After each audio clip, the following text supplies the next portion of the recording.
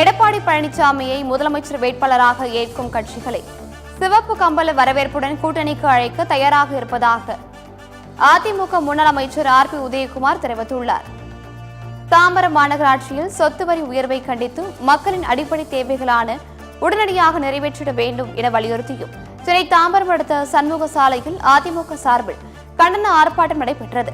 இந்த ஆர்ப்பாட்டத்தில் கலந்து கொண்ட பின்னர் செய்தியாளர்களுக்கு பேட்டியளித்த ஆர்.பி. உதயகுமார், எம்ஜிஆர், ஜெயலலிதா போன்று எடப்பாடி பழனிசாமியும் திமுகவை வனவாசம் அனுப்புவார் என்று தெரிவித்தார்.